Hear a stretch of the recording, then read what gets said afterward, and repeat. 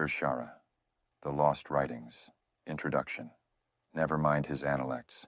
The hope that Vulcan would survive was Surak's greatest achievement. Karatek. For 1800 standard years, it was thought the original writings of Surak existed only in fragments culled from the nets.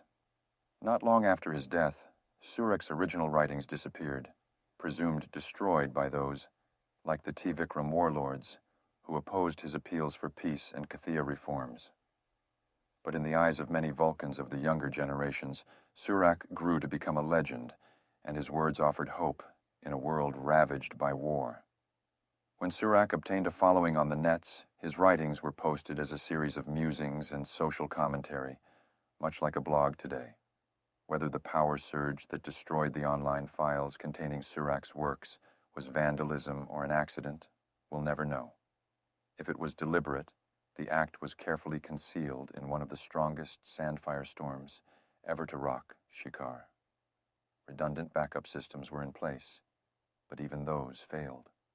Surak's words, revered at that time by an estimated 2.53 million Vulcans, were lost to the ravaging sands of time. The Analects, the work published during the time of the Awakening as the Analects of Surak, was a treasury of sayings and commentary attributed to him. Surak spent most of his time traveling to war-torn areas of Vulcan and suing for peace among the fighting factions. He had no time to gather his outpourings into a cohesive volume. He left that to his students and followers. Over the centuries, the Analects became a commentary, collected and rendered by multiple analysts and scholars who pored over the electronic fragments left behind by Surak and his followers and attempted to make sense of them. Spock's grandfather, Skan, a mathematician and linguist, was first to translate the Analects into Federation Standard English as the teachings of Surak. Unfortunately, no matter the interpreter, any interpretation is just that. A new work upon which the translator has projected, consciously or subconsciously, his own moral and philosophical tastes. The tastes that prevailed from the renderings in the Analects over the centuries before the discovery of the Kir'Shara were more reserved and isolationist than the Vulcan custom today.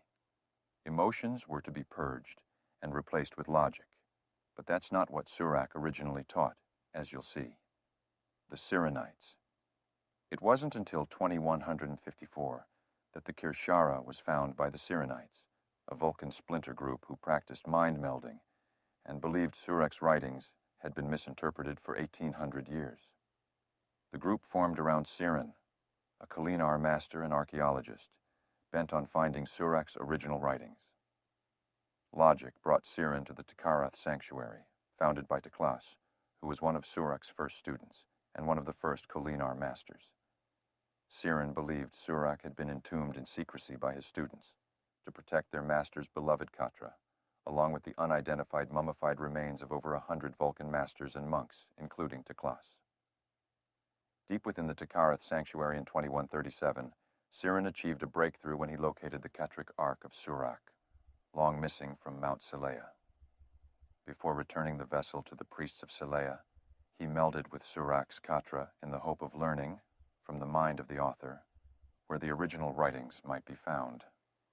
At the very least, Sirin hoped to bring new translations to light through melds with Surak's Katra, demonstrating the true nature of mind melding, something Surak encouraged, but all Vulcan came to view with profound distaste and distrust, and how corrupt Vulcan had become. He was surprised when Surak's Katra took up residence in his own mind. Surak wants the centuries of misinterpretation to end, Sirin told his followers after taking on Surak's Katra. The writings are stored in a vessel called the Kir'Shara. It is in Takarath where we will find it. Knowing death was fast approaching, Surak had hurried to create both a hard and digital copy of the writings he wanted most to preserve, and hoped Vulcan would take to heart. Sirin knew he was looking for an ark, described as a tetrahedral prism with a beveled base, approximately 457 millimeters in height and 220 millimeters at its widest point. Its worn gray metal surface was adorned with old High Vulcan calligraphy on all three of its large isosceles faces, one of which also contained a pattern of 3 interlocking triangles with a small circular depression in the central, inverted one. 4 similar depressions were found on another side, 5 on the third. These were the control keys for activating the artifact's functions.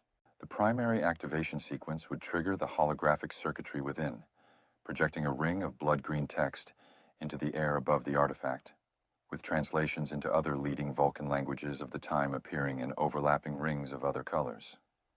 Stored within the base of the ark were the printed texts, etched in Surak's own hand, on 36 thin trapezoidal titanium sheets, housed upon correspondingly numbered racks. The sheets provided a low-tech backup in case the destruction of the wars reverted Vulcan to more primitive technology. Siren perished in a sand firestorm before he could locate the Kir'Shara, but in the instant before his death, he transferred his own Katra, along with Surak's, to Captain Jonathan Archer. Archer, with Commander T'Pol as guide, were investigating the bombing of the Terran embassy on Vulcan and the Sirenites' alleged involvement when they ran into Siren. Archer went on to locate the Kir'Shara, with help from Surak's Katra. With Archer and T'Pol, the Sirenites delivered the only surviving copy of Surak's original writings to the Vulcan High Command. Corruption and recovery.